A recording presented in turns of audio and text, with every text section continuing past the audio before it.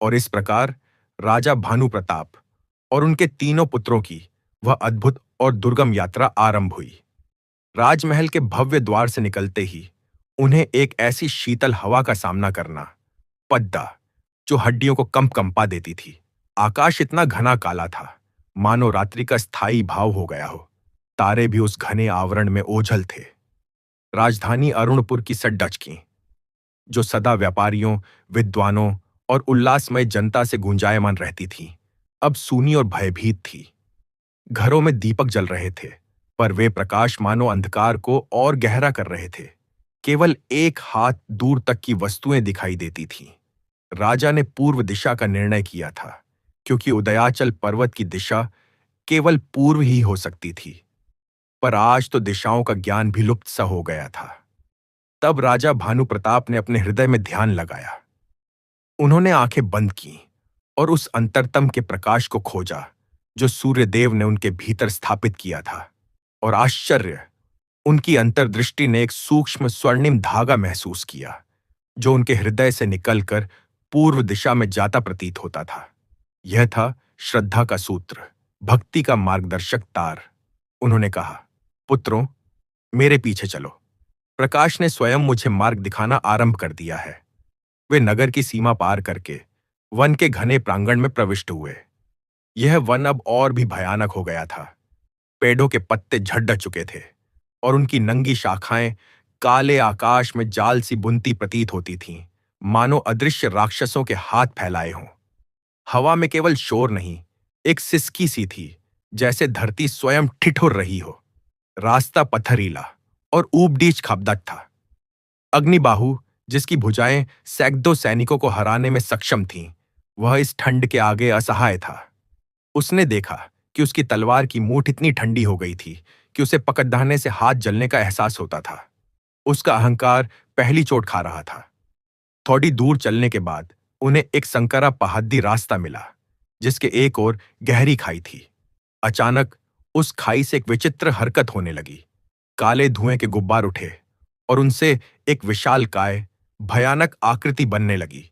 यह कोई स्थूल राक्षस नहीं था, बल्कि अंधकार की एक चेतना थी, जिसकी आंखों में हरा नीला अग्नि जैसा प्रकाश था। उसने एक गर्जना की, जिससे पूरा वन कांप उठा। कौन है जो मेरे राज्य में प्रवेश करने का साहस कर रहा है? यह अंधकार मेरा साम्राज्य है। सूर्य तो मर चुका है, लौट जाओ, या मैं तुम्हारी श्वासों को जमा दूंगा, तुम्हारे रक्त को बर्फ की नदी बना दूंगा। अग्निबाहु का स्वभाव फिर जाग उठा। भय के स्थान पर क्रोध ने उसके मन में जगह बनाई। उसने अपनी भारी तलवार निकाली और आगे बढ़कर चिल्लाया, तू कौन होता है मुझे रोकने वाला? मैं अग्निबाहु हूं, जिसकी तलवार ने हजारों शत्रुओं को भस्म किया है। मैं तुझे इसी क्षण जलाकर राख कर दूंगा। और उसने उस धुएं के राक्षस पर वार करने के लिए तलवार उठाई। पर हैरानी की बात, तलवार उस काले धुएं से होकर निकल गई, पर उसे कोई चोट नहीं पहुंची, मानो उसने हवा पर वार किया हो। राक्षस हंसा, एक ठंडी कर्कश हंसी। बेवकूफ मानव, तेरी अग्नि कहां है? तू तो स्वयं जमने लगा है। देख, तेरी तलवार पर पाला जम रहा है। अग्निबाहु ने देखा, सचमुच उसकी लोहे की तलवार पर बर्फ की एक परत चढ़ने लगी थी और उसकी अंगुलियां सुन्न हो रही थीं। उसने अपने पिता की ओर देखा, जो शांत खड्डे थे, आंखें बंद किए, मानो कुछ प्रतीक्षा कर रहे हों। तभी राजा भानु प्रताप ने आंखें खोली। उनके चेहरे पर कोई भय नहीं था, केवल एक दिव्य शांति थी। उन्होंने हाथ जोड़े और उस अंधकार की आकृति की ओर मुख करके कहा, हे अंधकार की शक्ति, तुम भी उसी परमपिता की संतान हो। सूर्य के अभाव में तुम्हें बल मिला है, यह सत्य है, पर यह अभाव स्थायी नहीं है। हम प्रकाश के स्रोत की खोज में हैं। हमारे मार्ग से हट जाओ। राक्षस गुर्राया, तुम्हारी भक्ति व्यर्थ है, सूर्य नहीं लौटेगा, तुम सब यहीं मरोगे। और उसने एक ठंडी बर्फीली हवा का तूफान उनकी ओर छोड़ दा। अग्निबाहु, कुतर्क और निशांत ठिठुरकर एक दूसरे से सट गए। पर राजा भानु प्रताप ने अपने वल्कल वस्त्रों को कसकर पकड़ा और उसी क्षण अपने हृदय से एक मंत्र निकला, जो स्वतः फूट पड़ा। वह मंत्र था ओम गृणी सूर्य आदित्य। उनके मुख से निकले प्रत्येक अक्षर में एक तेज था। मंत्र के उच्चारण के साथ एक अद्भुत घटना हुई। राजा के शरीर से एक मंद सुनहरी आभा फूटने लगी। यह आभा इतनी तीव्र नहीं थी कि अंधकार को भगा दे, पर उस बर्फीले तूफान को उनके समीप आने से रोकने के लिए पर्याप्त थी। वह ठंडी हवा उस सुनहरी आभा से टकराकर मानो विलीन हो गई। राक्षस चीखा, नहीं, यह प्रकाश, यह असंभव है। और वह काले धुएं का पिंड सिकुड़ता हुआ खाई में वापस लुप्त हो गया। आसपास का वातावरण थोड़ा हल्का, थोड़ा कम भयानक महसूस होने लगा। अग्निबाहु हैरान था। उसने पूछा, पिताजी, यह कैसे संभव हुआ? आपके पास कोई अस्त्र नहीं था, कोई अग्नि नहीं थी, फिर भी उस राक्षस को भगा दिया। राजा ने मुस्कुराते हुए कहा, पुत्र, जो प्रकाश तुम बाहर खोज रहे थे, वह तो भीतर से प्रस्फुटित हुआ।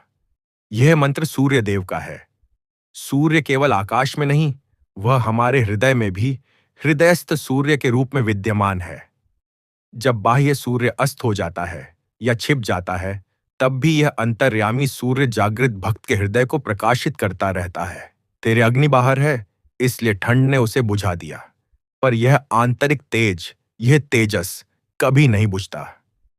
अग्निबाहु चुपचाप सुनता रहा। उसके मन में पहली बार एक सवाल उठा, क्या सचमुच उसकी शक्ति सीमित और नाशवान है? क्या कोई ऐसी शक्ति है जो अमर और अजेय है? उसका अहंकार अब दरकने लगा था। यात्रा फिर आरंभ हुई। कुतर्क, जो यह सब देख रहा था, उसके मन में तर्कों का पहिया घूम रहा था। हो सकता है पिता के शरीर में किसी प्रकार की अज्ञात ऊर्जा है, कोई जैव विद्युत प्रभाव, जिसे उन्होंने मंत्र के साथ समन्वित कर लिया। यह आध्यात्मिक नहीं, एक भौतिक घटना है। वह अपने विचारों में इतना डूबा था कि उसने अपने चारों ओर का वातावरण नहीं देखा। अचानक वह अपने पैर में एक तेज दर्द महसूस करके चिल्लाया। उसने नीचे देखा। एक कंटीली लता उसके पैर में लिपट गई थी और उन कांटों से एक विचित्र चिपचिपा द्रव निकल रहा था जो जहरीला प्रतीत होता था। वह दर्द से बैठ गया। निशांत, जो पीछे चल रहा था, उसने यह देखा और मन ही मन सोचा, अब और चलना मुश्किल होगा, शायद यहीं रुकना ठीक है। पर उसने कुछ नहीं कहा। राजा ने तुरंत कुतर्क के पास पहुंचकर उस लता को हटाया, पर जहर तेजी से फैल रहा था और कुतर्क का पैर सूजने लगा। कुतर्क ने दर्द के बावजूद अपनी बुद्धि चलाई। पिताजी, हमें किसी ऐसी जड्डी की आवश्यकता है जिसमें एंटीवेनम गुण हो। इस वन की वनस्पतियों का मेरे पास ज्ञान है। मुझे लगता है विशाखा नामक लता इसका प्रतिकार कर सकती है। पर समस्या यह थी कि इतने घने अंधकार में उस लता को पहचानना असंभव था। सब कुछ काले और भूरे रंग का समुद्र दिखाई दे रहा था। तभी राजा भानु प्रताप ने फिर से हाथ जोड़ दे। उन्होंने कहा, हे सूर्यदेव, आप प्रकाश हैं और प्रकाश ही ज्ञान है। इस अंधकार में हमें वह दिव्य दृष्टि दीजिए जो सत्य को सत्य और औषधि को औषधि पहचान सके। और उन्होंने सूर्य के एक और मंत्र का जप आरंभ किया। ओम जपाकुसुम संकाशम काश्यपेयम महाद्युतिम तमोरिन सर्व पापघ्नम प्रणतोस्मि दिवाकरम। वो मंत्र के जप के साथ ही एक चमत्कार हुआ। उनके सामने खड्डे एक पेडैच की छाल पर एक मंद हल्की सी सुनहरी चमक उभर आई, मानो उस पर सूर्य की किरणें पडैच रही हों। हैरानी की बात, वह पेडैच साधारण नहीं था, बल्कि उसी विशाखा लता से लिपटा हुआ था जिसकी कुतर्क ने बात की थी। कुतर्क की आंखें फैल गईं। यह संयोग नहीं हो सकता था। उसने अपने तर्कों की पूरी श्रृंखला तैयार की थी, पर इस चुनाव ने उन सबको ध्वस्त कर दिया। राजा ने उस लता की पत्तियां तोड़कर कुटी और उसका रस कुतर्क के घाव पर लगाया। कुछ ही पलों में सूजन कम होने लगी और दर्द शांत हुआ। कुतर्क गदगद स्वर में बोला, पिताजी, ये कैसे हुआ? मैंने केवल ज्ञान दिया, पर उस ज्ञान को साकार करने वाला प्रकाश आपके मंत्र से आया। मेरा तर्क कहता है कि यह असंभव है, पर मेरी आंखों ने जो देखा वह सत्य है। क्या क्या वास्तव में कोई चेतना है जो हमारी प्रार्थना सुनती है? क्या ब्रह्मांड मात्र यंत्र नहीं, एक जीवंत सत्ता है? राजा ने कोमलता से कहा, पुत्र, तर्क का अपना स्थान है, पर जब तर्क अहंकार बन जाता है और श्रद्धा को नष्ट कर देता है तो वह अज्ञान है। सूर्यदेव ही ज्ञान स्वरूप हैं। वे चैतन्य हैं। यह पेड़, यह लता, यह वन सब उन्हीं की चेतना से आविष्ट है। मंत्र वह कुंजी है जो उस चेतना से हमारा संवाद स्थापित करता है। तुमने जो ज्ञान पढ़ा वह भी उसी सूर्य का प्रसाद है, पर उस ज्ञान को कार्य रूप देने के लिए प्रकाश चाहिए, और वह प्रकाश श्रद्धा से ही मिलता है। कुतर्क का नास्तिकता का गर्ह अब दरक रहा था। उसने पहली बार महसूस किया कि उसकी बुद्धि सीमित है और उस सीमा से परे एक अनंत ज्ञान का सागर है, जिससे जुद्धने का मार्ग श्रद्धा ही है। थोड़ा विश्राम करके वे फिर चले। निशांत अब और भी थक गया था। उसका मोटा शरीर, जो केवल मखमली गद्दों पर लेटने का आदी था, इन पथरीले रास्तों पर चलते चलते टूट रहा था। उसकी सांस फूल रही थी। वह बार बार रुकना चाहता था। अचानक रास्ते में एक छोटी सी गुफा दिखाई दी। वह गुफा सूखी और अपेक्षाकृत गर्म लग रही थी, क्योंकि उसमें कुछ जंगली जानवरों के पुराने बिछौने थे। निशांत की आंखों में चमक आ गई। उसने कहा, पिताजी, देखिए, यहां एक आश्रय है। कितनी ठंड है, कितना अंधकार है। क्यों ना हम यहीं रुक जाए? कल प्रातः फिर चलेंगे।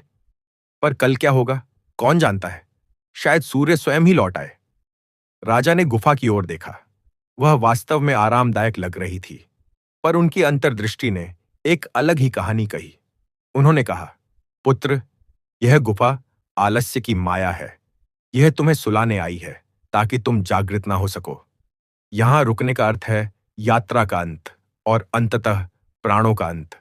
सूर्य की खोज एक कर्म है, और कर्म में विश्राम का अवसर नहीं होता। देखो, इस गुफा के भीतर क्या है? राजा ने एक लंबी लकड़ी उठाई और गुफा में डाली। तुरंत गुफा के अंधेरे से सर्पों की फुफकार सुनाई दी, और कुछ भूरे रंग के बड़े चूहे बाहर भागने लगे। निशांत डर के मारे पीछे हट गया। अगर वह अंदर सो जाता तो उसकी नींद ही उसकी अंतिम नींद होती।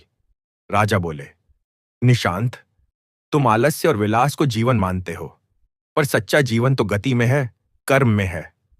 सूर्यदेव स्वयं कभी विश्राम नहीं करते। वे निरंतर ब्रह्मांड को प्रकाश और ऊर्जा देने का कर्म करते रहते हैं। उनका एक नाम सविता ही है, जिसका अर्थ है प्रेरक, जो सबको कर्म के लिए प्रेरित करे। तुम्हारा आलस्य तुम्हें मृत्यु की ओर ले जा रहा था। उठो और चलो।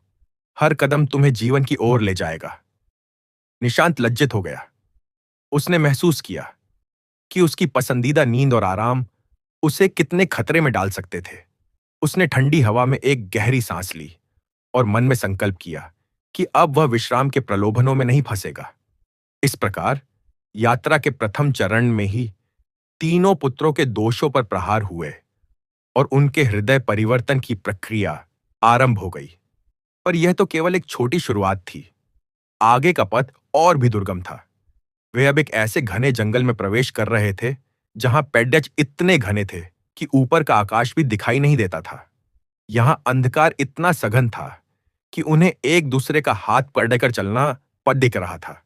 राजा भानु प्रताप का हृदयस्थ प्रकाश अब एक मार्गदर्शक दीपक की तरह काम कर रहा था।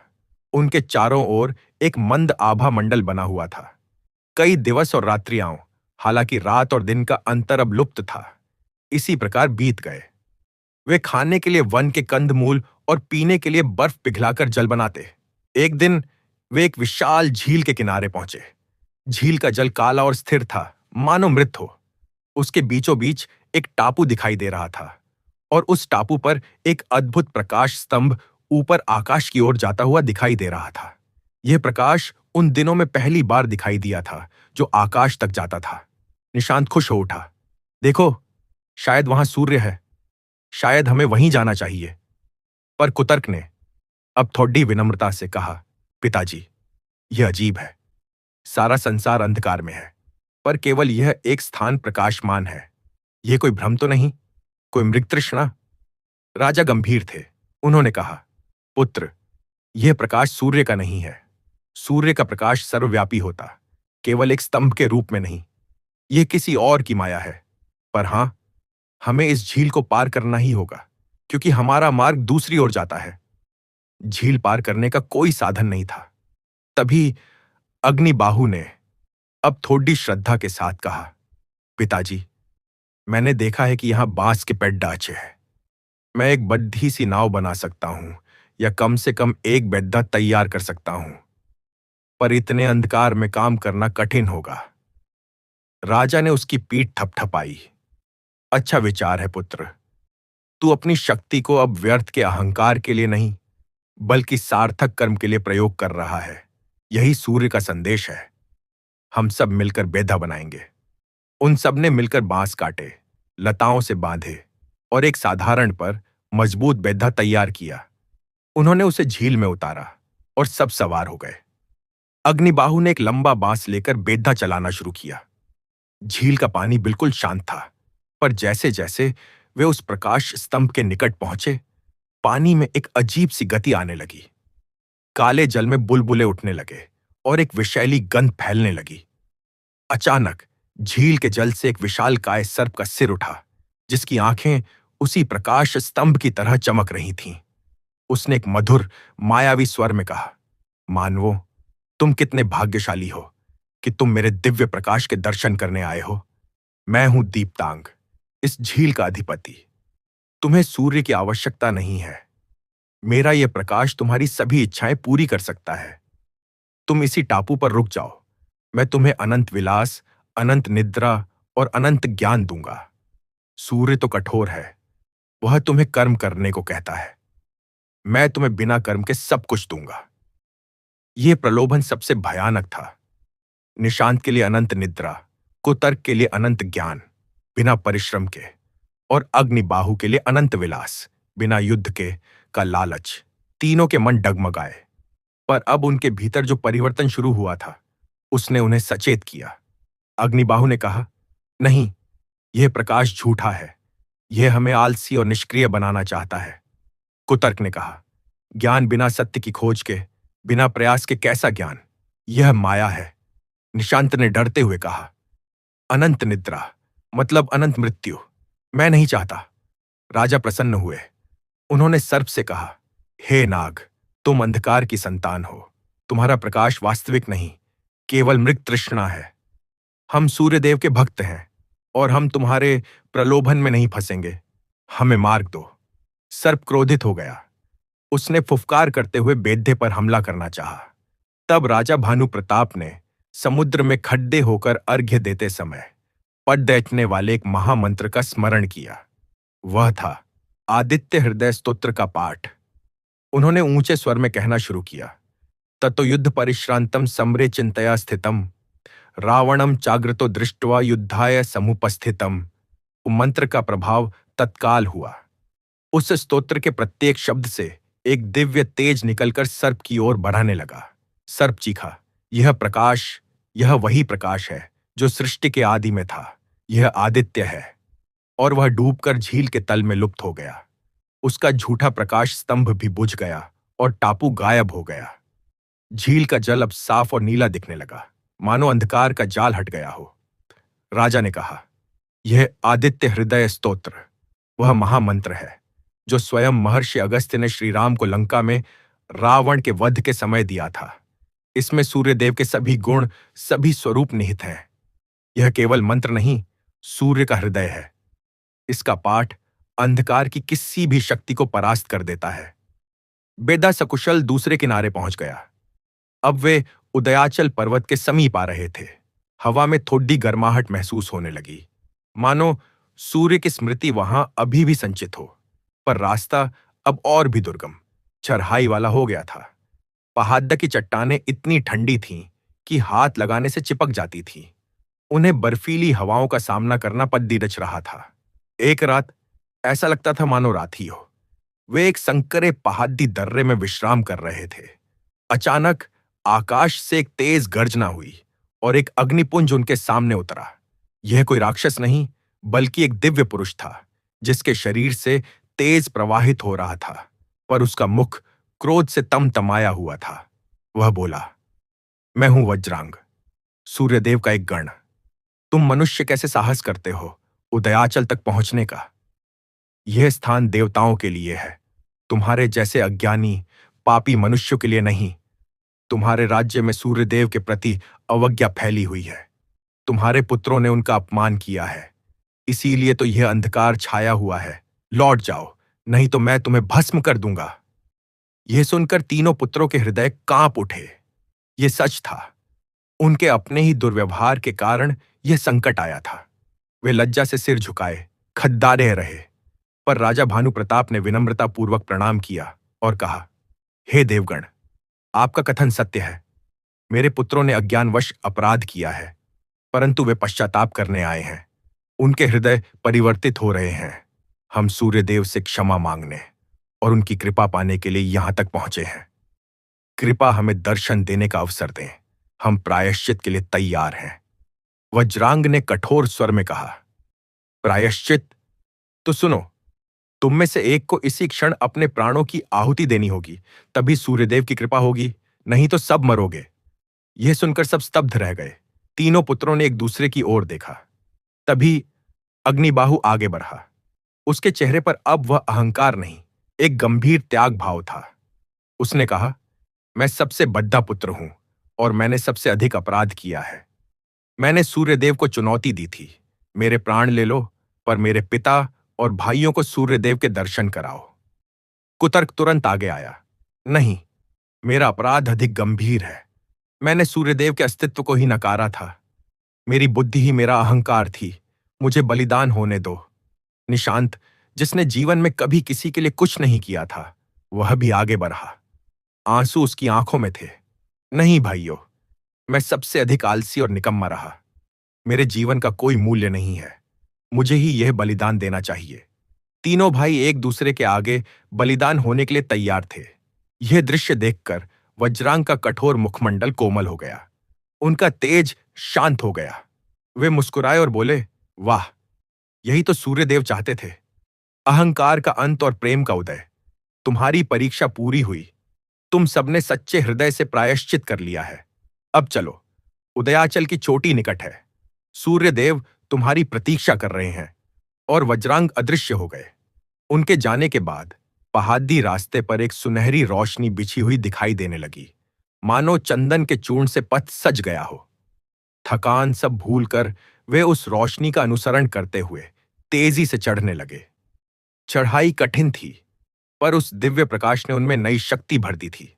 अंततः वे उदयाचल की सबसे ऊंची चोटी पर पहुंच गए। यह एक विशाल समतल शिखर था, जो स्वर्णिम रेत से आच्छादित था। शिखर के पूर्वी छोर पर एक विशाल दिव्य रथ खड्डा था, जिसमें 7 अश्व जुते हुए थे। रथ सूर्यमणियों से जड्डा हुआ था और उस पर खड्डा था एक अतुलनीय प्रकाशपुंज। उस प्रकाश को सीधे देखना असंभव था, पर उससे निकलने वाली गर्मी और आभा सबके शरीर और मन की ठंड को पिघलाने लगी। वह प्रकाश इतना कोमल भी था कि आंखों को चुभता नहीं था। उसके समक्ष खड्डीदे होकर ऐसा लग रहा था मानो समस्त ब्रह्मांड की ऊर्जा, प्रेम और ज्ञान का स्रोत सामने हो। राजा भानु प्रताप और उनके तीनों पुत्रों ने स्वतः ही घुटने टेक दिए, मस्तक भूमि पर झुका दिया। आंखों से अश्रुधारा बह निकली। वे कुछ बोल नहीं पा रहे थे, केवल हृदय से गहन अनुभूति उमड़ रही थी। तभी उस प्रकाशपुंज से एक मधुर, स्नेहपूर्ण पर गंभीर स्वर गूंजा, जो सीधे उनके हृदय में उतर रहा था। उठो भानु प्रताप, उठो अग्निबाहु, कुतर्क, निशांत, तुम्हारी यात्रा पूर्ण हुई। वे धीरे धीरे उठे। प्रकाश अब थोड़ा मंद हुआ और उन्होंने एक दिव्य पुरुष के दर्शन किए, जिनके 3 नेत्र थे, जिनके हाथों में कमल, वर मुद्रा और अभय मुद्रा थी, और जिनका समस्त शरीर स्वर्णिम प्रभा से दीप्तिमान था। वे सूर्यदेव थे, पर मानवीय रूप में।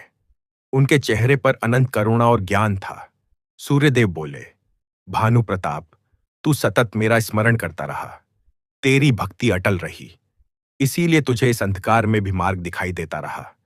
पर तेरे पुत्रों के अज्ञान के कारण तेरे राज्य को यह कष्ट भोगना पड़ा। अब जब इनके हृदय परिवर्तित हो गए हैं, तो अंधकार दूर होगा।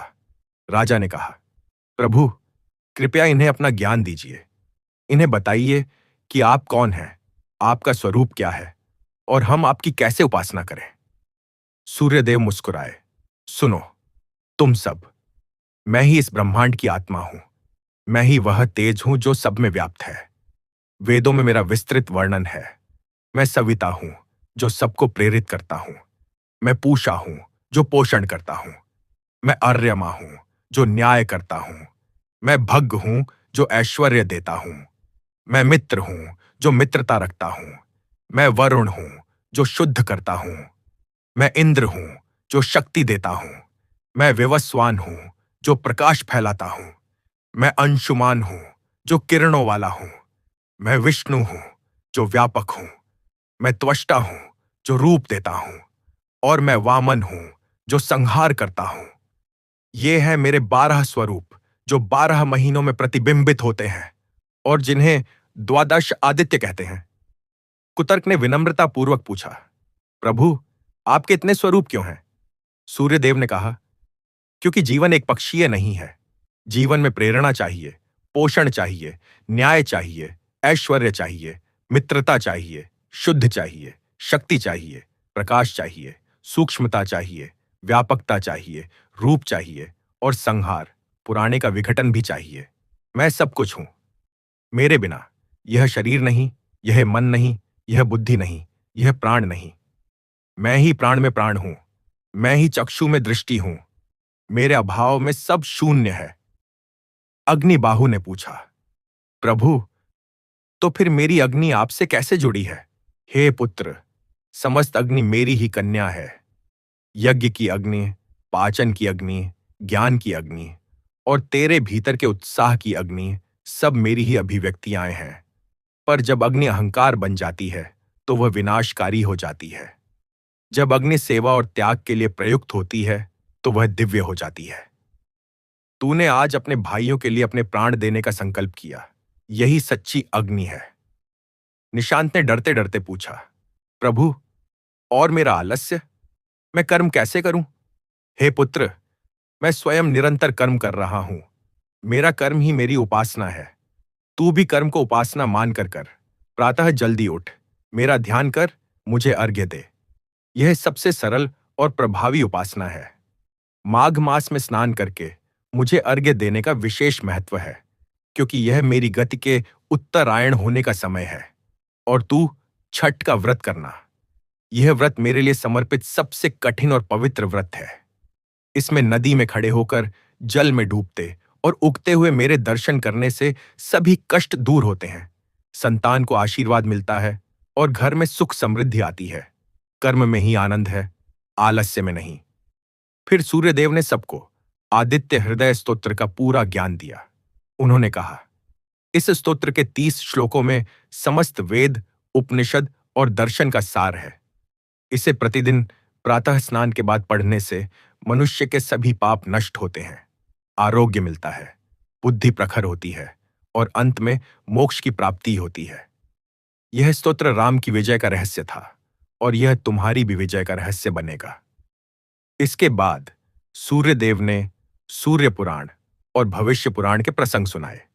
उन्होंने बताया कि कैसे सूर्यवंश की स्थापना हुई, कैसे इक्ष्वाकु, रघु, दिलीप, भगीरथ और अंत में श्रीराम हुए, जो सूर्य के ही अंश थे। उन्होंने बताया कि कलयुग में जब जब अंधकार बढ़ेगा, सूर्योपासना ही लोगों को बचाएगी। उन्होंने संध्योपासना का महत्व समझाया। प्रातः, मध्याह्न और सायं, तीनों संध्याओं में सूर्य की उपासना करने से मनुष्य त्रिकालज्ञ होता है और जीवन में सफलता पाता है। राजा और उनके पुत्र घंटों तक उस दिव्य ज्ञान को पी रहे थे, मानो प्यासे को शीतल जल मिल गया हो। उनकी सभी शंकाएं दूर हो गईं, सभी भ्रम मिट गए। अंत में सूर्यदेव बोले, अब लौट जाओ, तुम्हारे राज्य का अंधकार दूर हो गया है। पर याद रखो, प्रकाश केवल बाहर नहीं, भीतर भी जलाना चाहिए। जाओ और अपनी प्रजा को सूर्योपासना का मार्ग दिखाओ। और इतना कहकर सूर्यदेव का दिव्य रूप धीरे धीरे प्रकाश में विलीन हो गया और वह प्रकाश इतना तीव्र हो गया कि सबकी आंखें मूंद गईं। जब उन्होंने आंखें खोलीं तो वे उदयाचल की चोटी पर ही थे, पर अब आकाश में एक अद्भुत दृश्य था। पूर्व दिशा में एक स्वर्णिम आभा फैल रही थी। अंधकार का घना आवरण चीरता हुआ सूर्य का एक किनारा दिखाई दिया। धीरे धीरे विशाल तेजोमय सूर्यबिंब उदय होने लगा। उसकी किरणें बर्फीले पहाड़ों, घने जंगलों और दूरस्थ राज्यों को स्पर्श करने लगीं। एक ऐसा प्रकाश जिसने केवल दृश्य ही नहीं, हृदय भी आलोकित कर दिए। राजा भानु प्रताप और उनके पुत्रों ने खद्दे होकर, हाथों में जल लेकर भगवान भास्कर को अर्घ्य दिया। उनकी आंखों से आनंद के आंसू बह रहे थे। उन्होंने देखा, दूर नीचे उनके राज्य अरुणपुर की ओर भी वही प्रकाश पहुंच रहा था और अंधकार छंट रहा था। वे लौटे, लौटने का मार्ग अब आनंदमय था। पेड़ों पर नए पत्ते आ रहे थे, पक्षी गा रहे थे और हवा में वसंत की सुगंध थी। उनके राज्य में लोग खुशियां मना रहे थे। राजा भानु प्रताप ने सबको सूर्यदेव की कथा सुनाई, आदित्य हृदय स्तोत्र का पाठ प्रारंभ करवाया और राज्य में प्रतिदिन सूर्योपासना का विधान बनाया। अग्निबाहु अब एक धर्मपरायण और न्यायप्रिय योद्धा बन गया, जो अपनी शक्ति से दीन दुखियों की रक्षा करता। कुतर्क अब एक महान ज्योतिषी और वेदज्ञ बना, जो सूर्य के ज्ञान को प्रसारित करता। निशांत अब प्रातः 4 बजे उठकर सूर्योपासना करता और राज्य के कल्याण के लिए कर्मशील रहता। और इस प्रकार अरुणपुर फिर से तेजस्वी और भव्य बन गया, जहां प्रत्येक प्रातः सूर्यदेव के स्वागत में संगीत और मंत्रों की ध्वनि गूंजती और प्रत्येक नागरिक के हृदय में एक सूर्य प्रकाशित होता था। पर हे श्रोताओं, यह कथा केवल अरुणपुर की नहीं है। यह हर उस मनुष्य की कथा है जिसके भीतर अज्ञान का अंधकार है। हम सबके भीतर अग्निबाहु का अहंकार, कुतर्क का संशय और निशांत का आलस्य कहीं ना कहीं विद्यमान है। और इन सबसे मुक्ति का एकमात्र मार्ग है उस भगवान सूर्य नारायण की शरणागति, जो हमारे हृदय में ही विद्यमान है। प्रतिदिन प्रातः उठकर, पवित्र होकर, जल से अर्घ्य देकर, आदित्य हृदय स्तोत्र का पाठ करके हम अपने भीतर के अंधकार को दूर कर सकते हैं और अपने जीवन को उज्जवल बना सकते हैं। अब इस कथा के प्रसंग में हम थोड़ा विस्तार से जानते हैं सूर्य देव के 12 स्वरूपों के बारे में, जिनका उल्लेख भगवान ने स्वयं किया था। ये 12 आदित्य वस्तुतः 12 महीनों के अधिपति हैं और हमारे जीवन के 12 पहलुओं के संचालक भी। पहले आदित्य हैं धाता। वे माघ मास के अधिपति हैं और सृष्टि के आरंभ में रूपों की रचना करते हैं। फिर अर्यमा हैं, जो फाल्गुन मास में प्रकट होते हैं और न्याय तथा मार्गदर्शन देते हैं। तीसरे हैं मित्र, चैत्र मास के स्वामी, जो मित्रता और संधियों का पालन करवाते हैं। चौथे हैं वरुण, वैशाख मास के देव, जो जल के अधिपति हैं और पापों को धोते हैं। पांचवें इंद्र, ज्येष्ठ मास में प्रबल होते हैं, वर्षा और शक्ति देते हैं। छठे हैं विवस्वान, आषाढ़ मास के, जो प्रकाश फैलाते हैं और पितृण से मुक्ति दिलाते हैं। सातवें पूषा, श्रावण मास में, जो समृद्धि और पोषण देते हैं। आठवें पर्जन्य, भाद्रपद मास में, जो वर्षा लाते हैं और फसलों को हरा भरा करते हैं। नौवें अंशुमान, आश्विन मास के, जो सूक्ष्म किरणों से ऊर्जा देते हैं। 10वें भग, कार्तिक मास के, जो ऐश्वर्य और सुख देते हैं। 11वें त्वष्टा, मार्गशीर्ष मास के, जो कलाओं और शिल्पों को सृजित करते हैं। और 12वें विष्णु, पौष मास के, जो सर्वव्यापक हैं और संहार के बाद पालन करते हैं। इन 12 आदित्यों की उपासना से मनुष्य साल के 12 महीने सुखी और समृद्ध रहता है। और फिर इस कथा में आए छठ व्रत का महत्व अतुलनीय है। यह व्रत कार्तिक मास के शुक्ल पक्ष की षष्ठी को मनाया जाता है। इस दिन भक्त जल में खड़े होकर अस्त होते सूर्य को अर्घ्य देते हैं और अगले दिन प्रातः उगते सूर्य को। यह व्रत अत्यंत कठिन है पर फलदायी है। कहते हैं कि इस व्रत का प्रारंभ स्वयं सूर्यपुत्र कर्ण ने किया था, जो प्रतिदिन घंटों जल में खड़े रहकर सूर्य की अर्चना करते थे और दान देते थे। इसीलिए वे दानवीर कर्ण कहलाए। और फिर राजा प्रियंवद और रानी मालिनी की कथा है, जिन्हें पुत्र नहीं था। महर्षि कश्यप ने उन्हें पुत्रेष्टि यज्ञ कराया, जिससे रानी गर्भवती हुई पर मृत पुत्र को जन्म दिया। प्रियंवद पुत्र के शव को लेकर श्मशान गए और आत्महत्या का विचार करने लगे। तभी देवमाता षष्ठी प्रकट हुई और कहा कि मैं ही ब्रह्मा की मांसपुत्री षष्ठी देवी हूं और लोग मुझे ही छठी मैया कहते हैं। तुम मेरा व्रत करो, तुम्हें पुत्र की प्राप्ति होगी। राजा और रानी ने विधिवत छठ व्रत किया और उनके मृत पुत्र में प्राण आ गए। इस प्रकार छठ व्रत संतान की रक्षा और दीर्घायु का वरदान देता है। सूर्य पुराण में कहा गया है कि सूर्य की उपासना से मनुष्य सभी रोगों से मुक्त होता है। नेत्र रोग, त्वचा रोग, हृदय रोग, सभी का एकमात्र उपचार सूर्योपासना है। प्रातः सूर्य को जल चढ़ाते समय जल की धारा में से सूर्य को देखने से नेत्र ज्योति बढ़ती है। सूर्य के 7 घोड़े 7 रंगों के प्रतीक हैं, जो हमारे शरीर के 7 चक्रों को जागृत करते हैं। नियमित सूर्य साधना से कुंडलिनी जागरण भी संभव है। भविष्य पुराण में एक प्रसंग आता है कि एक बार भगवान कृष्ण के पुत्र सांब को कोढ़ हो गया था। सभी उपचार करने पर भी वह ठीक नहीं हुआ। तब नारद मुनि ने उपदेश दिया कि सांब को सूर्यदेव की आराधना करनी चाहिए। सांब ने मित्रवन में जाकर घोर तपस्या की और सूर्यदेव को प्रसन्न किया। सूर्यदेव प्रकट हुए और उसे रोग मुक्त किया, साथ ही एक अद्भुत मंदिर निर्माण की प्रेरणा दी, जो आज का कोणार्क सूर्य मंदिर है। इस प्रकार सूर्य की कृपा से असाध्य रोग भी दूर होते हैं। हे श्रोताओं, यह कथा तो मैंने आपको सुनाई, पर असली कथा तो आपके जीवन में लिखी जानी है। क्या आप प्रतिदिन सूर्योदय से पहले उठते हैं? क्या आपने कभी 3 बार संध्या की है? क्या आपने आदित्य हृदय स्तोत्र का पाठ किया है? यदि नहीं, तो अभी से प्रारंभ करें। कल प्रातः ब्रह्म मुहूर्त में उठिए, स्नान करिए, साफ वस्त्र धारण कीजिए, पूर्व दिशा की ओर मुख करके तांबे के लोटे से जल की धारा बहाइए और उस धारा में से उगते हुए सूर्य नारायण के दर्शन कीजिए। मंत्र बोलिए, ओं सूर्याय नम या ओं घृणी, सूर्य, आदित्य। फिर थोड़ा जल अपने सिर पर छिड़किए। इससे आपके दिन का आरंभ पवित्र और ऊर्जावान होगा। फिर आदित्य हृदय स्तोत्र का पाठ कीजिए। यह स्तोत्र वाल्मीकि रामायण में लंका कांड में है। इसके पाठ से मन की एकाग्रता बढ़ती है, बुद्धि तीक्ष्ण होती है और समस्त बाधाएं दूर होती हैं। और हां, अपने घर में सूर्यदेव का एक छोटा सा स्थान अवश्य बनाइए। एक तांबे की प्लेट पर ओम लिखकर या सूर्य यंत्र स्थापित करके प्रतिदिन उसके समक्ष दीपक जलाइए। इससे घर में सकारात्मक ऊर्जा का प्रवाह होगा। स्मरण रखिए, सूर्यदेव केवल एक देवता नहीं है, वे तो इस सृष्टि के आधार हैं। वे प्रत्यक्ष देव हैं, जिन्हें हम प्रतिदिन देख सकते हैं। उनकी किरणों में समस्त आयुर्वेद, समस्त योग और समस्त ज्ञान छिपा हुआ है।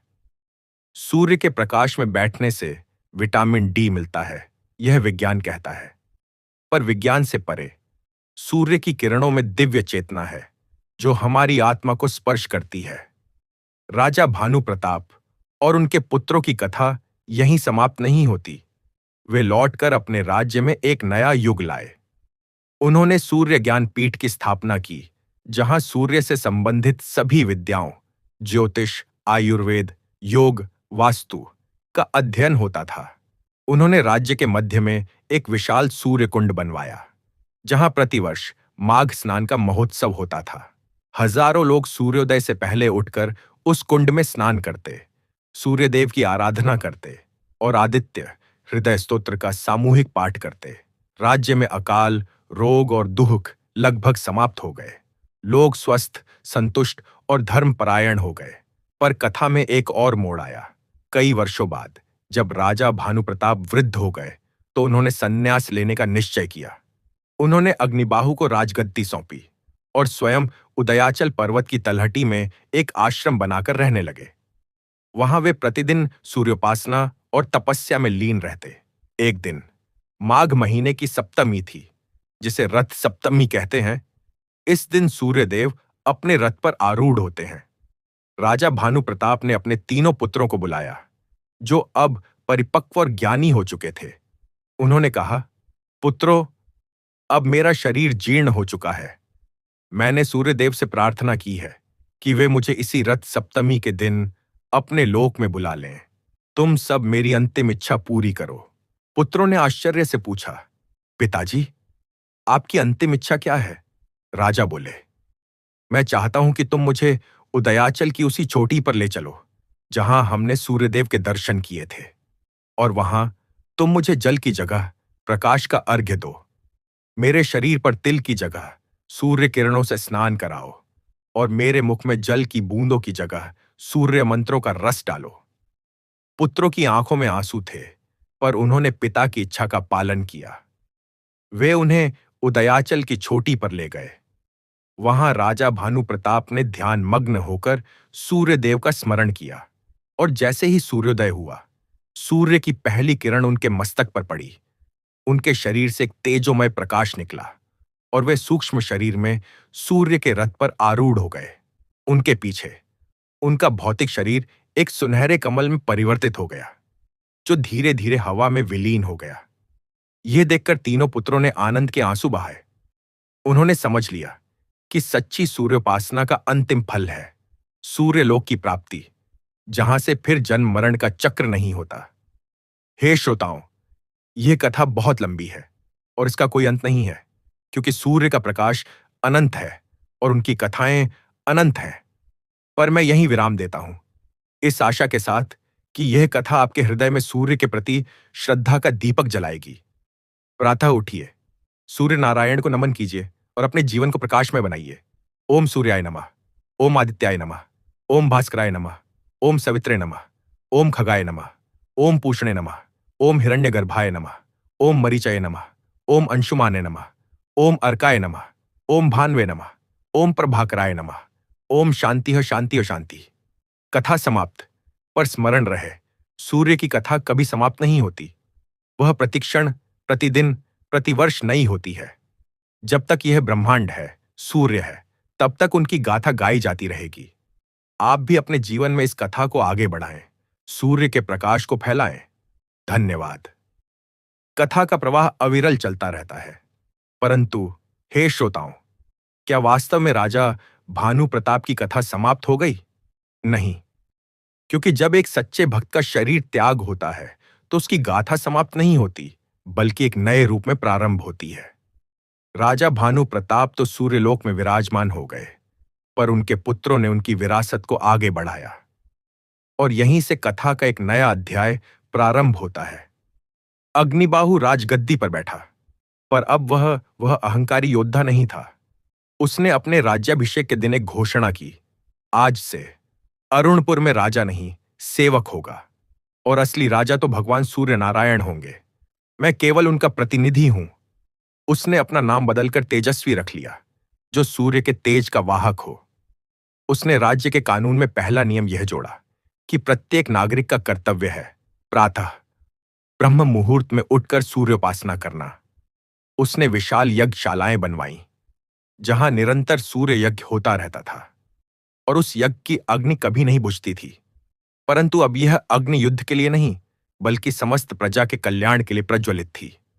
एक बार की बात है, पड़ोसी राज्य का एक अहंकारी राजा महारथ अरुणपुर पर आक्रमण करने आया। उसकी सेना विशाल थी और वह अपराजेय माना जाता था। तेजस्वी पूर्व अग्निबाहु के सेनापतियों ने युद्ध की तैयारी शुरू कर दी, पर तेजस्वी ने उन्हें रोका। उसने कहा, नहीं, इस बार हम शस्त्रों से नहीं, सूर्य की कृपा से युद्ध करेंगे। उसने पूरे राज्य को आदेश दिया कि अगले 7 दिन तक प्रत्येक नागरिक सूर्योदय से सूर्यास्त तक आदित्य हृदय स्तोत्र का निरंतर पाठ करे। सभी यज्ञशालाओं में विशेष सूर्य होम हो, और स्वयं तेजस्वी राजमहल के शिखर पर बैठकर निराहार सूर्यदेव की ध्यान में लीन हो गया। आक्रमण का दिन आया। महारथ की सेना ने अरुणपुर की सीमा पर डेरा डाला, पर जैसे ही सूर्योदय हुआ, एक अद्भुत दृश्य देखने को मिला। अरुणपुर की ओर से इतना तीव्र प्रकाश फैलने लगा कि आक्रमणकारी सेना की आंखें चौंधी आ गईं। वह प्रकाश इतना ऊष्मलीय हुए था कि शत्रु सैनिकों के लोहे के कवच गर्म होने लगे और उन्हें उतारना पड़ा। आकाश में सूर्य के चारों ओर एक विशाल आभा मंडल दिखाई देने लगा, जिसमें से एक दिव्य आवाज गूंजी, जो सूर्य का भक्त है, उस पर कौन विजय पा सकता है? महारथ की सेना में भगदड़ मच गई। वे समझ गए कि यह कोई साधारण राज्य नहीं, बल्कि देवताओं द्वारा संरक्षित भूमि है। महारथ स्वयं तेजस्वी के समक्ष आया और क्षमा मांगी। तेजस्वी ने उसे क्षमा किया और उसे सूर्योपासना का महत्व समझाया। महारथ भी परिवर्तित हो गया और अरुणपुर का मित्र बन गया। इधर कुतर्क, जो अब ज्ञान सागर नाम से विख्यात था, ने एक अद्भुत कार्य किया। उसने सूर्य के समस्त ज्ञान को एकत्रित करने का संकल्प लिया। उसने दूर दूर के तीर्थों और आश्रमों की यात्रा की, महान ऋषियों से मिला और सूर्य से संबंधित समस्त मंत्र, स्तोत्र, यंत्र, तंत्र और ज्योतिष का ज्ञान एकत्र किया। उसने सूर्य विद्या नामक एक नई विद्या की रचना की, जिसमें खगोल शास्त्र, गणित, आयुर्वेद और आध्यात्म का अद्भुत समन्वय था। उसने सिद्ध किया कि सूर्य न केवल प्रकाश और ऊष्मा का स्रोत है, बल्कि समस्त ग्रह नक्षत्रों के गति के नियमों का केंद्र भी है। उसने एक सूर्य घड़ी का आविष्कार किया, जो सूर्य की छाया से समय का सटीक ज्ञान देती थी। उसने यह भी सिद्ध किया कि मनुष्य के शरीर में सूर्य की स्थिति के अनुसार सूर्य नाड़ी होती है, जिसे जागृत करने से असाध्य रोग भी ठीक हो जाते हैं। ज्ञान सागर ने सूर्य संहिता नामक एक ग्रंथ की रचना की, जिसमें उसने लिखा, यथा सूर्य प्रकाशेण सर्वम जगत प्रकाश्यते तथा सूर्य ज्ञानेन सर्वम ज्ञानम प्रकाश्यते। अर्थात जैसे सूर्य के प्रकाश से सारा जगत प्रकाशित होता है, वैसे ही सूर्य के ज्ञान से सारा ज्ञान प्रकाशित होता है। और निशांत, जो अब प्रभाकर कहलाता था, उसने कर्म को ही अपनी साधना बना लिया। उसने राज्य में जलाशयों, कुओं और नहरों का एक विशाल जाल बिछा दिया, ताकि किसानों को सिंचाई के लिए जल मिल सके। उसने सड़कें बनवाईं, धर्मशालाएं बनवाईं और वृक्षारोपण का अभियान चलाया। पर उसका सबसे बड़ा कार्य था सूर्य मार्ग का निर्माण। यह एक विशाल सीधा राजमार्ग था, जो अरुणपुर से सीधे उदयाचल पर्वत तक जाता था। इस मार्ग पर हर कोस पर जल की व्यवस्था थी और छाया के लिए वृक्ष लगाए गए थे, ताकि तीर्थयात्रियों को कष्ट ना हो। प्रभाकर स्वयं प्रतिदिन इस मार्ग पर चलता, उसकी देखभाल करता और यात्रियों की सेवा करता। लोग कहते, प्रभाकर तो सूर्य की किरण बन गया है, जो निरंतर चलती रहती है, सेवा करती रहती है। समय बीतता गया। एक बार राज्य में एक नया संकट आया। इस बार अंधकार नहीं, बल्कि अत्यधिक ताप और सूखा। सूर्य इतना तीव्र प्रकाशित हो रहा था कि नदियां सूखने लगीं, धरती फटने लगी और फसलें झुलसने लगीं। लोग परेशान हो गए। तेजस्वी ने अपने भाइयों से परामर्श किया। ज्ञान सागर ने गहन अध्ययन के बाद बताया, भाई, यह सूर्य का क्रोध नहीं, बल्कि हमारी भूल है। हमने सूर्य की उपासना तो की, पर उनके संतुलन को समझना भूल गए। सूर्यदेव केवल तेज ही नहीं, शीतलता भी देते हैं। उनकी किरणों में अग्नि तत्व के साथ जल तत्व भी समाहित है। हमने जलाशयों का अतिदोहन किया है, वृक्ष काटे हैं, इसीलिए सूर्य की ऊर्जा संतुलित नहीं हो पा रही।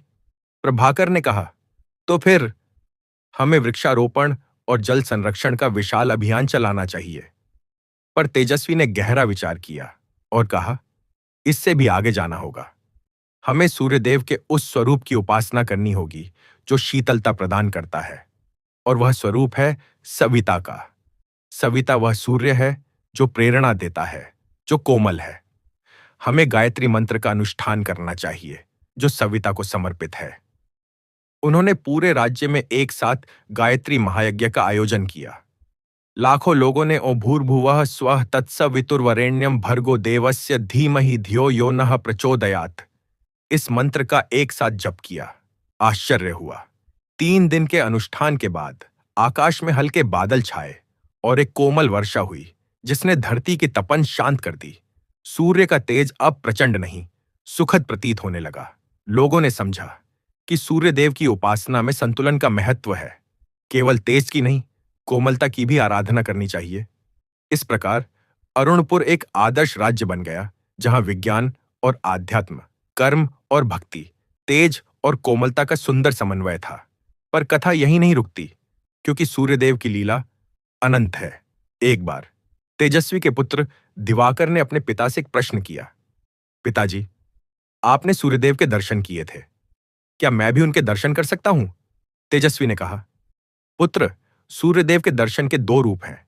एक है बाह्य दर्शन, जो प्रतिदिन सूर्योदय और सूर्यास्त के समय होता है, और दूसरा है अंतर्दर्शन, जो तपस्या और भक्ति से प्राप्त होता है। यदि तू सच्चे मन से तप करे तो अवश्य दर्शन प्राप्त कर सकता है। दिवाकर ने संकल्प लिया। वह उदयाचल पर्वत पर गया और कठोर तपस्या में लीन हो गया। उसने केवल जल और सूर्य की किरणों पर निर्वाह किया। वर्षों बीत गए। एक दिन सूर्यदेव प्रसन्न हुए और प्रकट हुए, पर इस बार उन्होंने एक अलग रूप धारण किया था। वे एक वृद्ध तपस्वी के रूप में आए, जिनके शरीर से तेज नहीं, केवल कोमल प्रकाश निकल रहा था। उन्होंने दिवाकर की परीक्षा लेने का निश्चय किया। वृद्ध तपस्वी बोले, हे युवक, तुम इतनी कठोर तपस्या क्यों कर रहे हो? सूर्य तो मात्र एक गोला है, उसकी उपासना से क्या लाभ?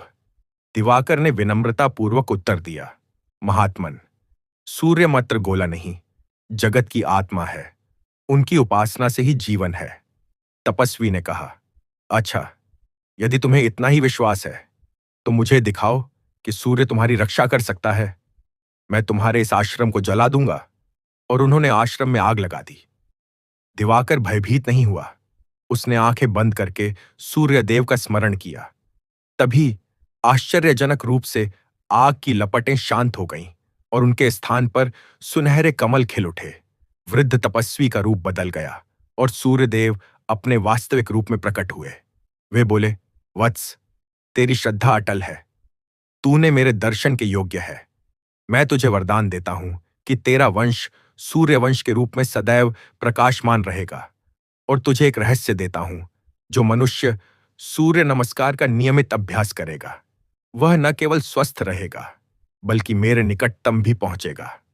सूर्यदेव ने दिवाकर को सूर्य नमस्कार के 12 मंत्रों का ज्ञान दिया, जो 12 आदित्यों को समर्पित हैं। प्रत्येक आसन एक आदित्य का प्रतिनिधित्व करता है। उन्होंने कहा, इसका अभ्यास करने वाला मनुष्य मुझ में समाहित हो जाता है। दिवाकर लौट कर आया और उसने सूर्य नमस्कार की विधि सबको सिखाई। यह विद्या पूरे राज्य में फैल गई और फिर पूरे भारतवर्ष में। आज भी लाखों लोग प्रातः सूर्य नमस्कार करते हैं, पर शायद ही कोई जानता है कि इसकी शुरुआत अरुणपुर के राजकुमार दिवाकर के द्वारा हुई थी। समय का चक्र चलता रहा। सूर्यवंश की पीढ़ियां आती जाती रहीं। एक बार उसी वंश में एक राजा हुए, सम्राट संभव। उनके समय में एक भयानक राक्षस तमोघ्न ने आतंक मचा रखा था। उसने सूर्य के प्रकाश को ही निगलने की शक्ति प्राप्त कर ली थी। वह आकाश में काले बादल के रूप में छा जाता और सूर्य को ढक लेता, जिससे पृथ्वी पर फिर से अंधकार छा जाता। सभी यज्ञ, सभी उपासना विफल हो रही थी। राजा संभव ने घोर तपस्या की। उन्होंने सूर्यदेव से प्रार्थना की, हे भगवान, इस राक्षस का अंत करो। सूर्यदेव ने एक दिव्य अस्त्र दिया, सूर्य शक्ति। पर यह अस्त्र कोई तीर तलवार नहीं था। यह एक मंत्र था, ओम ह्राम ह्रीं ह्रोम सः सूर्याय नमः। राजा ने इस मंत्र का जप किया और उसके तेज से एक दिव्य तेज पुंज बना, जो सीधा राक्षस तमोघ्न के हृदय में जा घुसा। राक्षस चीखा, अरे, यह प्रकाश, यह तो सृष्टि का आदि प्रकाश है। यह मुझे भस्म कर देगा। और वह जलकर राख हो गया। सूर्य का प्रकाश फिर से बिखर गया। इस घटना के बाद राजा संभव ने एक विशाल सूर्य स्तंभ बनवाया, जो एक ऐसा यंत्र था जो सूर्य के प्रकाश को संग्रहित करके रख सकता था, ताकि भविष्य में ऐसे अंधकार से बचा जा सके। यह स्तंभ विज्ञान और आध्यात्म का अनूठा संगम था, और इस प्रकार सूर्यदेव की कथा निरंतर चलती रही। हर युग में, हर काल में सूर्य के भक्तों ने उनकी महिमा गाई। त्रेता युग में भगवान राम, जो सूर्यवंशी थे, ने लंका में आदित्य हृदय स्तोत्र का पाठ करके रावण का वध किया। द्वापर युग में सूर्यपुत्र कर्ण ने अपनी दानवीरता और शौर्य से सूर्य के गुणों को प्रतिबिंबित किया। और कलयुग में आज भी लाखों लोग छठ का व्रत करते हैं, सूर्य को अर्घ्य देते हैं और उनकी कृपा प्राप्त करते हैं। हे श्रोताओं, मैंने जो कथा सुनाई वह केवल एक कथा नहीं है, यह एक सत्य है। सूर्यदेव हम सबके पिता हैं, हम सबके आत्मा हैं। उनके बिना यह जगत असंभव है। पर आज का मनुष्य भूल गया है। वह प्रकृति से दूर हो गया है। वह कंक्रीट के जंगलों में रहता है और सूर्योदय देखना भूल गया है। उसने सूर्य को केवल एक तारा मान लिया है, जबकि सूर्य तो परमात्मा का प्रत्यक्ष स्वरूप है। आप सोचें, क्या संयोग है कि हमारे ऋषियों ने सूर्य को देवता माना? क्या केवल अंधविश्वास था? नहीं, यह गहन ज्ञान था। सूर्य की गति से ऋतुएं बदलती हैं। सूर्य के प्रकाश से प्रकाश संश्लेषण होता है, जो समस्त खाद्य श्रृंखला का आधार है। सूर्य हमारे शरीर में विटामिन डी बनाता है। सूर्य हमारे मन को प्रसन्नता देता है। क्या यह सब संयोग है? नहीं, यह सूर्यदेव की कृपा है। इसलिए हे श्रोताओं, इस कथा को केवल कथा न समझे, इसे जीवन में उतारे। प्रातः उठे, सूर्य को नमन करें। यदि संभव हो तो सूर्य को जल अर्पित करें। आदित्य हृदय स्तोत्र का पाठ करें। सूर्य नमस्कार करें। अपने घर में पूर्व दिशा की खिड़की खुली रखें, ताकि सूर्य की किरणें प्रवेश कर सकें। लाल वस्त्र धारण करें, क्योंकि लाल रंग सूर्य का प्रिय है। तांबे के बर्तन में जल रखें और सूर्य के सामने रखें, फिर वह जल पिएं। यह अमृत तुल्य है। और स्मरण रखें, सूर्यदेव की कथा का कोई अंत नहीं है। जब तक यह सृष्टि है, तब तक सूर्य है और तब तक उनकी कथा है। अब मैं आपको सूर्य के 12 नामों का, 12 मंत्रों का जाप कराता हूं। आप भी मन ही मन दोहराएं। एयूएम मित्राय नमः, एयूएम रवैये नमः, एयूएम सूर्याय नमः, एयूएम भान्वे नमः, एयूएम खगाय नमः, एयूएम पूषणे नमः, एयूएम हिरण्यगर्भाय नमः, एयूएम मरीचय नमः, एयूएम आदित्याय नमः, एयूएम सवित्रे नमः, एयूएम अर्काय नमः, एयूएम भास्कराय नमः। इन 12 नामों के जप से सूर्य की समस्त कृपा प्राप्त होती है। अब कथा के इस बिंदु पर मैं आपको एक और गहन रहस्य बताता हूं। सूर्यदेव केवल बाहर नहीं, हमारे भीतर भी हैं। हमारे शरीर में नाभि के ऊपर मणिपुर चक्र में सूर्य विराजमान है। जब यह चक्र जागृत होता है तो मनुष्य में अदम्य ऊर्जा आती है, रोग दूर होते हैं और आत्मविश्वास बढ़ता है। इस चक्र को जागृत करने का सबसे सरल उपाय है सूर्य को जल चढ़ाना और रम बीज मंत्र का जप करना। और एक बात, सूर्यदेव की उपासना में लाल चंदन, लाल फूल, गुड़, गेहूं का विशेष महत्व है। यदि आप प्रतिदिन सूर्य को लाल चंदन मिश्रित जल अर्पित करें तो आपकी सभी मनोकामनाएं पूर्ण होंगी। कथा लंबी हो गई है, पर सूर्य की कथा तो अनंत है। मैं यहीं विराम देता हूं, इस आशा के साथ कि कल प्रातः आप सूर्योदय देखने अवश्य जाएंगे और उन्हें अर्घ्य अवश्य देंगे। ओम सूर्य सर्वस्य शाणः, सर्वं सूर्य प्रतिष्ठितम्, सूर्यलीनम जगत सर्वम तस्मै सूर्याय नमो नमः। ओम शांति शांति शांति। कथा का प्रवाह यहां भी समाप्त नहीं होता, क्योंकि जब आप कल सूर्योदय देखेंगे तब एक नई कथा का प्रारंभ होगा। आपके जीवन की कथा, जो सूर्य के प्रकाश से आलोकित होगी। यह कथा चलती रहेगी अनंत काल तक। कथा का अविरल प्रवाह अनंत की ओर बढ़ता है। और फिर, हे श्रद्धालु श्रोताओं, जब हम समझते हैं कि सूर्य की कथा का कोई अंत नहीं, तो हमें यह भी जानना चाहिए कि यह कथा केवल पृथ्वी तक सीमित नहीं है। अरुणपुर की भूमि पर सूर्य वंश की जो परंपरा प्रारंभ हुई, वह कालांतर में एक महान सभ्यता के रूप में विकसित हुई। पर आज मैं आपको उससे भी आगे की कथा सुनाता हूं। एक ऐसी कथा जो ब्रह्मांड के विस्तार में फैली हुई है। राजा भानु प्रताप के वंशजों में से एक महाराज विराजस थे। वे न केवल एक तेजस्वी शासक थे, बल्कि एक महान ज्योतिषी और खगोल शास्त्री भी थे। उन्होंने सूर्य की गति का इतना गहन अध्ययन किया कि वे भविष्यवक्ता बन गए। एक रात जब वे अपने वेधशाला के शिखर पर खड़े थे और आकाश का निरीक्षण कर रहे थे, तो उन्होंने एक अद्भुत दृश्य देखा। आकाश में सूर्य का प्रतिबिंब एक दिव्य रथ पर सवार होकर उनसे बोला, विराजस, तुमने मेरी गति का सही ज्ञान प्राप्त कर लिया है। अब मैं तुम्हें एक गहन रहस्य दिखाना चाहता हूं। और तभी महाराज विराज के सामने एक दिव्य दृश्य उपस्थित हुआ। वे स्वयं को एक विशाल अंतरिक्ष में पाए, जहां असंख्य सूर्य तेजस्वी गति से घूम रहे थे। हर सूर्य के चारों ओर ग्रह परिक्रमा कर रहे थे और हर ग्रह पर जीवन के विभिन्न रूप थे। सूर्यदेव की आवाज गूंजी, देखो विराजस, मैं केवल तुम्हारा सूर्य नहीं हूं। मैं इस ब्रह्मांड के असंख्य सूर्यों में से एक हूं, पर सबके मूल में एक ही तेज है, वह आदित्य तेज, जो इस समस्त सृष्टि का आधार है। तुम्हारी पृथ्वी पर जो सूर्य है, वह मेरा एक रूप है। और जिस प्रकार मैं तुम्हें प्रकाश देता हूं, उसी प्रकार ये अनंत सूर्य अपने अपने लोकों को प्रकाश दे रहे हैं। विराजस ने आश्चर्य से पूछा, प्रभु, तो फिर सबका नियंत्रक कौन है? इस विशाल व्यवस्था का संचालक कौन है? सूर्यदेव ने कहा, सुनो विराजस, इस समस्त ब्रह्मांड के केंद्र में एक महासूर्य है। वही सबका आधार है। उसे सविता या ब्रह्म कहते हैं। मैं और ये सभी सूर्य उसी की किरणें हैं। जिस प्रकार एक दीपक से अनेक दीपक जलाए जा सकते हैं, पर मूल दीपक एक ही रहता है, उसी प्रकार यह सृष्टि है। और हे विराजस, तुम्हारे लिए यह जानना महत्वपूर्ण है कि तुम्हारा कर्तव्य केवल अपने राज्य तक सीमित नहीं है। तुम्हें इस ज्ञान को संजोग कर रखना है, ताकि भविष्य की पीढ़ियां जान सकें कि सूर्य केवल एक गोला नहीं, बल्कि ब्रह्मांडीय चेतना का प्रतीक है। इस दिव्य दर्शन के बाद महाराज विराजस ने ब्रह्मांडीय सूर्य विद्या नामक एक नई विद्या की स्थापना की। उन्होंने एक ग्रंथ लिखा, आदित्य कोश। इस ग्रंथ में उन्होंने लिखा कि सूर्य की किरणें केवल प्रकाश नहीं, बल्कि ज्ञान के सूत्र हैं जो समस्त ब्रह्मांड में बुने हुए हैं। उन्होंने यह भी भविष्यवाणी की कि एक दिन मनुष्य अंतरिक्ष में यात्रा करेगा और तब वह सूर्य के इस रहस्य को समझेगा। समय बीता, अरुणपुर का राज्य फैलता गया और सूर्यवंश की शाखाएं दूर दूर तक पहुंची। एक शाखा पश्चिम की ओर बढ़ी और वहां सूर्यपुरी नामक एक नगर बसाया। इस नगर में एक अद्भुत मंदिर बना, सप्तर्थ मंदिर।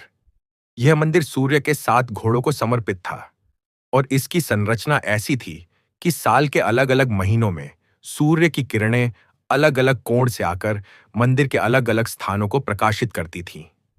यह एक प्रकार का कैलेंडर था जो सूर्य की गति से समय का हिसाब रखता था। इस नगर के राजा प्रकाश केतु थे। एक बार उनके राज्य में एक विचित्र महामारी फैली। लोगों के शरीर पर काले धब्बे पड़ने लगे और वे धीरे धीरे दृष्टिहीन होने लगे। सभी वैद्य, सभी आशु उपचार में असफल रहे। तब प्रकाश केतु ने घोर तपस्या की। उन्होंने 7 दिन और 7 रात तक निराहार रहकर सूर्य सहस्रनाम स्तोत्र का पाठ किया। 7वें दिन सूर्यदेव प्रकट हुए और कहा, हे राजन, यह महामारी तमस नामक एक अदृश्य राक्षस के कारण फैली है जो सूर्य के प्रकाश से डरता है। तुम्हारे नगर के उत्तर में एक पहाड़ी है जहां एक विशाल पत्थर है जो सूर्यकांत मणि कहलाता है। उसे लाकर नगर के मध्य में स्थापित करो और उस पर सूर्य की किरणें पड़ने दो। उससे निकलने वाला प्रकाश इस महामारी को नष्ट कर देगा। राजा ने वैसा ही किया। जब सूर्यकांत मणि पर सूर्य की किरणें पड़ीं, तो उससे एक इंद्रधनुषी प्रकाश निकला जो पूरे नगर में फैल गया। उस प्रकाश के स्पर्श से ही लोगों के काले धब्बे गायब हो गए और उनकी दृष्टि लौट आई। लोगों ने आनंद से नगर में उत्सव मनाया। तब से सूर्यकांत मणि का उपयोग रोग निवारण के लिए होने लगा। आज भी कहते हैं कि कुछ स्थानों पर यह मणि उपलब्ध है और उस पर सूर्य की किरणें डालकर जल को ऊर्जावान बनाया जाता है, जिसे पीने से रोग दूर होते हैं। अब इस कथा को और आगे बढ़ाते हैं। सूर्यपुरी में एक महान आरषि हुए, काश्यप ऋषि। उन्होंने सूर्योपासना का एक नया मार्ग प्रशस्त किया। उन्होंने कहा कि सूर्य की उपासना केवल मंत्रों से ही नहीं, कर्मों से भी हो सकती है। उन्होंने सूर्य यज्ञ की एक सरल विधि बनाई जिसमें प्रत्येक गृहस्थ व्यक्ति प्रतिदिन अपने घर की अग्नि में एक आहुति दे सकता था। एयुएम सूर्याय स्वाहा।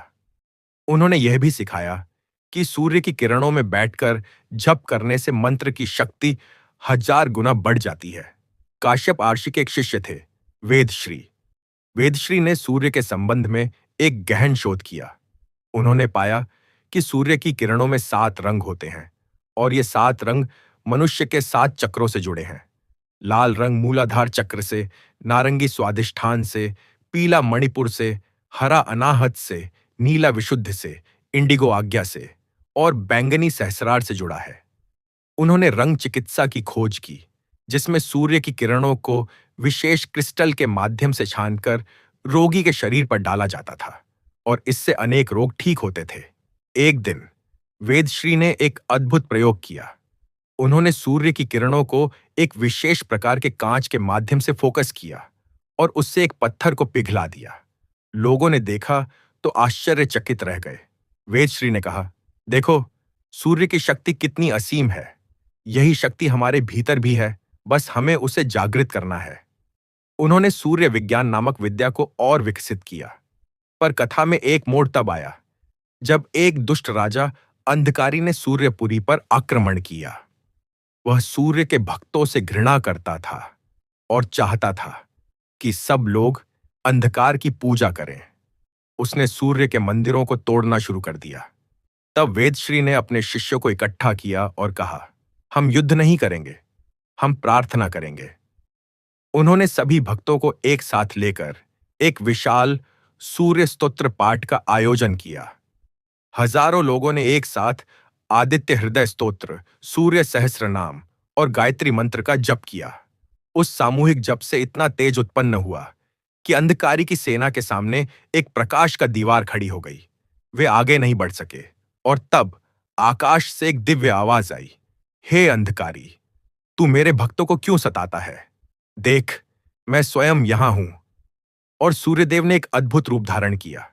वे नृसिंह रूप में प्रकट हुए, आधे सिंह आधे मनुष्य, जो अंधकार को नष्ट करने वाले हैं।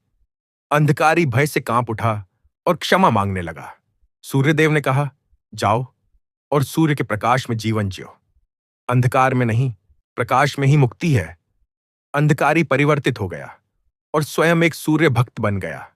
इस घटना के बाद सूर्यपुरी में एक नया उत्सव शुरू हुआ, प्रकाश पर्व। इस दिन लोग रात्रि में भी दीपक नहीं जलाते थे, बल्कि सूर्यकांत मणियों को एकत्रित करके उनसे प्रकाश उत्पन्न करते थे और उस प्रकाश में उत्सव मनाते थे। यह प्रथा आज भी कुछ स्थानों पर दीपोत्सव के रूप में मनाई जाती है। अब कथा को और गहराई में ले चलते हैं।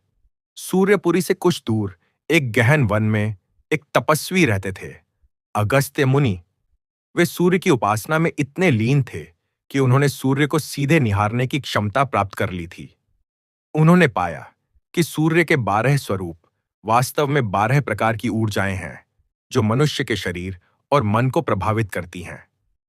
उन्होंने सूर्य चिकित्सा पद्धति विकसित की, जिसमें रोगी को अलग अलग समय पर अलग अलग रंग के कपड़े पहनाकर सूर्य के समक्ष बैठाया जाता था। इससे अनेक मानसिक और शारीरिक रोग ठीक होते थे। एक बार देवताओं और असुरों के बीच युद्ध छिड़ गया। असुरों ने एक मायावी शक्ति से सूर्य को बंदी बना लिया और पृथ्वी पर फिर से अंधकार छा गया। देवता हताश हो गए। तब अगस्त्य मुनि ने एक अद्भुत उपाय सुझाया। उन्होंने कहा, सूर्य को बाहर से मुक्त करना कठिन है, क्योंकि वे माया के बंधन में हैं। पर यदि हम सूर्य को भीतर से जगा दें, तो बाह्य सूर्य स्वतः मुक्त हो जाएगा।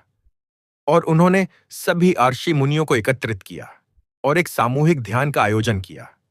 सभी ने अपने हृदय में स्थित हृदयस्थ सूर्य का ध्यान किया। उस सामूहिक ध्यान से इतनी ऊर्जा उत्पन्न हुई कि असुरों की माया टूट गई और सूर्य मुक्त हो गए। तब से यह शिक्षा मिली कि बाह्य सूर्य की उपासना के साथ साथ अंतर सूर्य का ध्यान भी आवश्यक है। इस घटना के बाद अगस्त्य मुनि ने अंतर्यामी सूर्य साधना की विधि बनाई।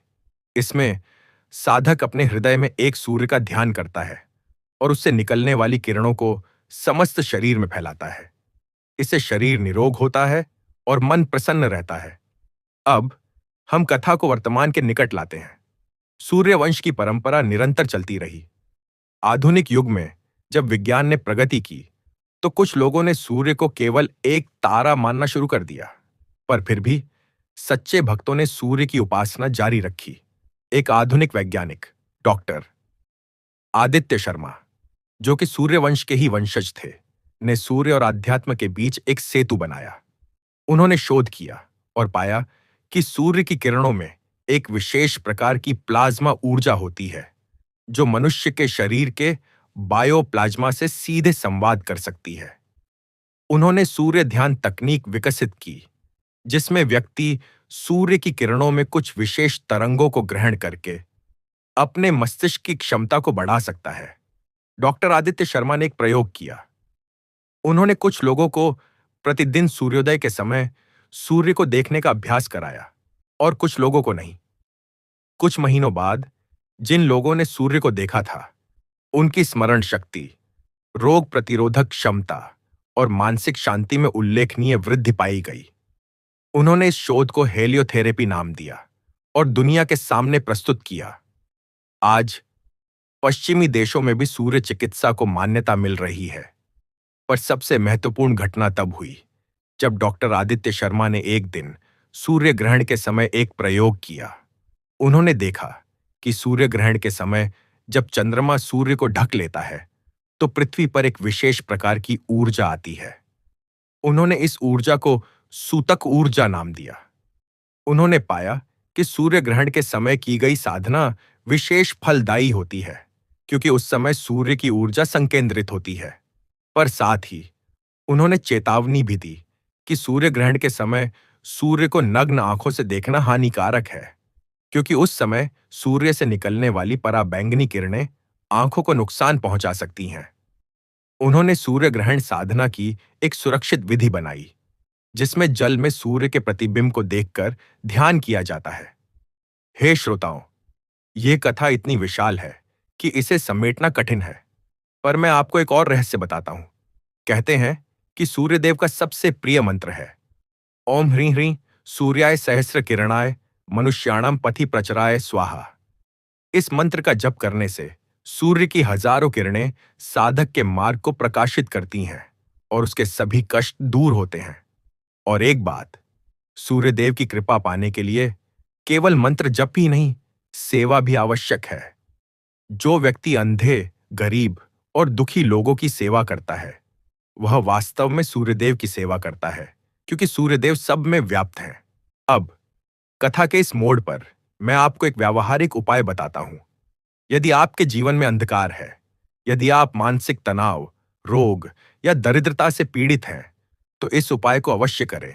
प्रातः सूर्योदय से पहले उठें, स्नान करें, साफ लाल वस्त्र पहनें, एक तांबे के लौटे में जल लें, उसमें थोड़ा लाल चंदन, लाल फूल और थोड़ा गुड़ मिलाएं। पूर्व दिशा की ओर मुख करके खड़े हो जाएं। जैसे ही सूर्योदय हो, सूर्य को जल अर्पित करें। जल अर्पित करते समय इस मंत्र का जप करें, ओम सूर्याय विद्महे दिवाकराय धीमहि तन्नः सूर्य प्रचोदयात्। फिर आदित्य हृदय स्तोत्र का पाठ करें। ऐसा लगातार 40 दिन करें। आपकी सभी समस्याएं दूर हो जाएंगी और जीवन में नया प्रकाश आएगा। और स्मरण रखें, सूर्यदेव की कथा केवल बीते हुए कल की नहीं, आने वाले कल की भी है। भविष्य में जब मनुष्य अन्य ग्रहों पर बसने जाएगा, तब भी सूर्य की उपासना होगी, क्योंकि सूर्य ही जीवन का आधार है। मैं इस कथा को यहीं विराम देता हूं, पर वास्तव में यह कथा कभी समाप्त नहीं होगी। जब तक सूर्य है, तब तक यह कथा है, और सूर्य तो अनंत काल तक रहेगा। ओम आ कृष्णेन रजसा वर्तमानो निवेशन्नमृतम मर्त्यम च हिरण्य येन सविता रथेना देवो याति भुवनानि पश्यन्। ओम शांति शांति शांति। और इस प्रकार सूर्यदेव की यह कथा, जो अरुणपुर के राजा भानु प्रताप से प्रारंभ हुई, वह ब्रह्मांड के विस्तार तक पहुंची और अब आपके हृदय में समा रही है। इसे केवल श्रवण न करें, इसे जीवन में धारण करें। प्रातः उठें, सूर्य को नमन करें और अपने जीवन को प्रकाश में बनाएं। यही इस कथा का सार है। कथा सतत प्रवाहित होती रहती है, आपके जीवन में, आपके कर्मों में, आपकी भक्ति में। जय सूर्य नारायण, जय जय सूर्य भगवान। समापन की ओर कथा का अंतिम भाग। और इस प्रकार हे श्रद्धालुजन, यह दिव्य कथा हमें एक अमृत तत्व की ओर ले जाती है। राजा भानु प्रताप से प्रारंभ हुई यह यात्रा उनके पुत्रों के रूपांतरण से होती हुई सूर्यदेव के साक्षात दर्शन तक पहुंची और फिर पीढ़ियों तक प्रवाहित होती रही। पर वास्तव में क्या कोई अंत है? नहीं। जैसे सूर्य का प्रकाश अनंत है, उसकी कथा भी अनंत है। अब मैं इस कथा के श्रवण का फल बताता हूं। जिसने भी इस कथा को श्रद्धापूर्वक सुना, उसके सभी पाप नष्ट होंगे, उसके जीवन से अज्ञान का अंधकार दूर होगा, उसे स्वास्थ्य, धन और सुख की प्राप्ति होगी, संतानहीन को संतान प्राप्त होगी, रोगी को स्वास्थ्य मिलेगा, दरिद्र को धन मिलेगा, और सबसे बड़ी बात, उसे आत्मज्ञान की प्राप्ति होगी। आइए अब हम सब मिलकर सूर्यदेव की स्तुति करें। एयुएम जपा कुसुम संकाशम काश्यपेयम महाद्युतिम तमोरिन सर्व पापघ्नम प्रणतोस्मि दिवाकरम। एयुएम नमः सवित्रे जगदेक चक्षुषे जगत प्रसूति स्थिति नाश हेत्वे त्रयीमयाय त्रिगुणात्मधारिणे वृंच नारायण शंकर आत्मने। अब हे भक्तों, इस कथा का संदेश स्पष्ट है। 1. प्रातः ब्रह्म मुहूर्त में उठे। 2. स्नानादि से निवृत्त होकर पवित्र हो जाए। 3. पूर्वाभिमुख होकर तांबे के पात्र से जल लेकर सूर्यदेव को अर्घ्य दें। 4. आदित्य हृदय स्तोत्र का पाठ करें। 5. सूर्य नमस्कार का अभ्यास करें। 6. अपने कर्म को भक्ति बनाएं। 7. दीन दुखियों की सेवा करें। इस कथा के श्रवण मात्र से ही आपके घर में सकारात्मक ऊर्जा का प्रवेश होगा, नकारात्मक शक्तियां दूर भागेंगी, पारिवारिक कलह समाप्त होगी, व्यवसाय में उन्नति होगी और सबसे महत्वपूर्ण, आपको आत्मिक शांति मिलेगी। अंतिम प्रार्थना। हे सूर्य नारायण, हम सब आपकी शरण में हैं। हमारे हृदय के अंधकार को दूर कीजिए, हमें सद्बुद्धि दीजिए, हमें निरोगी काया दीजिए, हमें धर्म के मार्ग पर चलने की शक्ति दीजिए। और हे श्रोताओं, इस कथा का यही समापन होता है, पर आपके जीवन में यह कथा प्रारंभ होती है। कल प्रातः से ही इस कथा को जीवन में उतारे। समापन मंत्र। एयुएम सूर्य सर्वस्य शाणः सर्वम सूर्य प्रतिष्ठितम सूर्य लीनम जगत सर्वम तस्मै सूर्याय नमो नमः। एयुएम पूर्णमदः पूर्णमिदं